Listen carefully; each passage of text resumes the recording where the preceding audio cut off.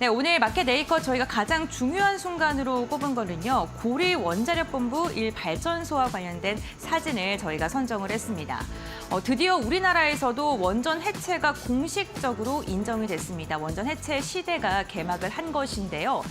이렇게 원전 설계부터 시공 그리고 해체까지 점점 더 확산되고 있는 원자력 산업 관련 분야, 우리가 어떠한 종목을 봐야 되는지 자세히 알아보겠습니다.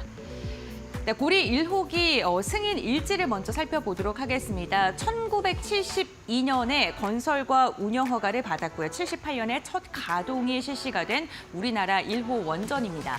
그리고 17년에 영구 정지가 진행된 다음에 8년 만에 이렇게 해체 수순에 접어들게 된 것인데요. 상업 운전 후에 무려 47년 만에 이렇게 해체가 결정되게 된 것입니다. 총 해체 비용은 1조 713억 원가량으로 추산이 되고 있고요. 현재 9,647억 원가량이 적립이 된 상황입니다. 해체 인력은 전담 조직 3개 팀 총 108명으로 구성이 되게 되고 해체 기간도 1, 2년 안에 끝나는 것은 아닙니다. 무려 12년의 기간이 소요가 되게 되고요. 6년 차에 사용 후 행령료를 반출하고 10년 차에 오염구역을 해제한 다음에 12년 차부터 부지 복원에 들어가게 됩니다. 이제 그 12년의 첫 발을 내디는 순간이라고 보시면 될 것 같고요. 국내 최초 상업용 원전 해체의 첫 사례이기 때문에 시장에 관심이 집중되고 있습니다. 그렇다면 원전 해체 시장 도대체 어떻길래 이렇게 시장에서 주목을 하고 있는 걸까요? 그 다음 장을 통해서 알아보도록 하겠습니다. 우선 유럽연합과 미국, 일본 등 이미 다른 나라에서 수십 개의 원전이 가동이 중단된 상태입니다. 국제원자력기구 기준으로 봤을 때 전 세계 영구정지 원전이 214기에 달하고요. 앞으로 20, 30년에 해체 대상에 들어가는 원전이 무려 400기 이상으로 추산되고 있습니다. 우리나라의 고리 1호 원전도 지금 해체를 하는데 1조가 넘게 지금 추산이 되고 있는 것처럼 원전 한 기당 해체되는 비용이 약 평균 5천억 원에서 1조 이상으로 추산이 되고 있습니다. 그러니까 간단하게 계산을 했을 때 400기를 평균 1조가량이 소요되게 된다고 본다면 최소 400조에서 500조 수준의 시장으로 평가를 받고 있는 거다라고 보면 좋을 것 같고요. 우리나라가 전 세계를 대표하는 원전 시공 국가이기 때문에 해체에도 이번 1호기를 기점으로 해서 가능성의 시험대에 올랐다. 그 가능성이 더 열렸다라고 보셔도 좋을 것 같습니다. 다음 장을 통해서 이어서 이야기 나눠보겠습니다. 특히 미국 같은 경우 해체도 해체지만 원전 부활의 신호탄이 트럼프 재집권 이후에 가속도가 붙고 있는 상황입니다. 2025년 5월에 원전 부활 행정명령에 사인을 했었고요. 2050년까지는 4배가량, 현재보다 4배를 더 증설하겠다라는 목표안을 내걸기도 했습니다. 그로 인해서 대형 원전 10기를 착공하고 소형 모듈 원전은 30기 이상 착공할 예정으로 보이는데요. 지금 원전 시장, 세계 시장에서 얼마만큼의 지금 원전을 만들 것인지에 대해 저희가 세계 지도로 표현을 했는데 미국이 10기고요. 폴란드가 6기, 체코 4기, 그리고 튀르키예 2기, 사우디 2기. 정말 다양한 국가에서 원전에 대해서 새롭게 건설 중인 국가들이 많은 것으로 알려져 있습니다. 특히나 소형 모듈 원전 같은 경우에는 AI 데이터 센터의 전력망을 위해서 보다 더 발빠르게 좀 시장의 확장세가 굉장히 빠르게 진행될 것이다라는 긍정적인 전망도 나오고 있고요. 실제로 글로벌을 대표하는 기업들이 SMR 프로젝트에 직접적으로 투자하고 있기도 한 상황입니다. 다음 장을 통해 이어서 확인해 보겠습니다. 네, 여기에다가 원전 대부분이 1970년대와 80년대 가동을 시작을 했습니다. 미국을 기준으로 보면 좋을 것 같은데요. 40년 이상 운영한 노후 원전이 대부분이기 때문에 지금 억지로 가동 기간을 늘리더라도 지금 30년이나 50년까지 되게 된다면 원전을 교체해야 되는 그 시작점이 되게 됩니다. 현재 수요 대응을 위해 한시적으로 연장하고 있지만요. 60년이 지나게 되면은 기술적으로 위험 부담이 굉장히 크기 때문에 30년을 기점으로 원전의 분위기가 바뀔 수 있다라는 거고요. 지금 미국의 대형 원전 설계 수명 종료 시점을 저희가 그래프로 표시를 했는데 여기 제가 지금 손으로 표시한 데가 30년입니다. 32년도에는 급격하게 늘어나게 되고요. 40년과 42년도에도 굉장히 많은 원전들의 해체 수순을 밟게 됩니다.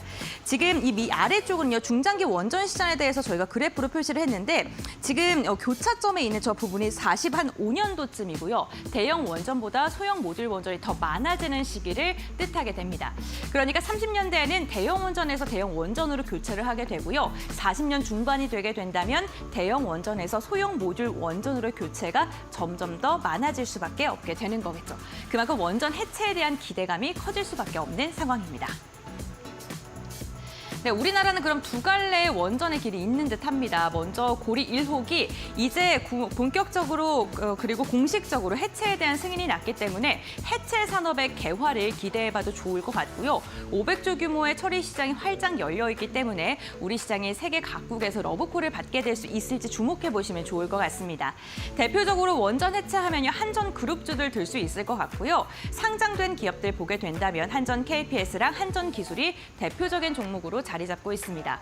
여기에 신설과 수출형 산업도 빼놓을 수는 없을 것 같습니다. 어쨌든 간 SMR이든 대형 원전이든 신설을 하기 위한 나라가 너무나도 많기 때문이고요. 우리나라 같은 경우 두산 에너빌리티가 대형 기업들과 협업을 많이 하고 있고 현대건설 같은 경우에도 웨스팅하우스와 함께 원전 공사 시공을 확대하고 있는 상황이기 때문에 이 두 가지 기업이 대표적인 종목으로 볼 수 있을 것 같습니다.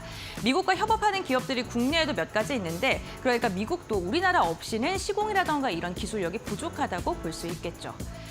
네, 우리나라 원전 세 가지로 나누어서 마지막으로 확인해 보도록 하겠습니다. 앞으로 그렇다면 원전 산업을 어떻게 좀 구분해야 될까?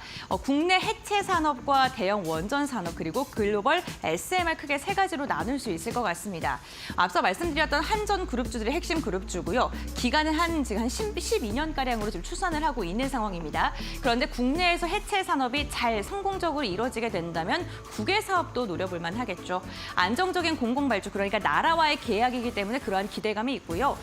리스크는 정치적 이슈가 있을 것 같습니다. 대형 원전 같은 경우에 두산 에너빌리티와 현대건설이고요. 35년까지 그 기간을 잡았습니다. 특히나 미국, 중국, 러시아 경쟁 가능성이 낮다는 거. 러시아나 중국 같은 경우 지정학적 리스크 때문에 유럽이라든가 다른 나라의 선택을 받기가 굉장히 낮죠. 그러한 부분을 들 수 있을 것 같고요. 리스크는 설계 변경에 대한 수익성을 들 수 있을 듯합니다. 마지막으로는 소형 모듈 원전도 빼놓을 수는 없을 것 같습니다. 두산 에너빌리티와 태용이 있고요. 40년짜리 좀 중장기적으로 봤습니다. 빅테크가 커지게 된다면 소형 모듈 원전도 주목받을 수밖에 없고 그에 대해 실질적인 혜택을 받을 수 있는 그 기대가 되는 기업들을 정리를 해봤습니다. 하지만 리스크로는 아직은 SMR과 관련된 계약을 시원하게 내놓은 기업이 없다는 것, 실증이 좀 부족하다는 거고요. 초기 투자가 좀 부담스럽다는 게 있습니다. 다만 원전 관련된 기업들 이제는 신설이 아니라 해체까지로 점점 더 그 캐파가 넓어지는 만큼 그에 따른 수혜를 받은 기업들도 이제는 눈여겨보셔야 될 것 같습니다.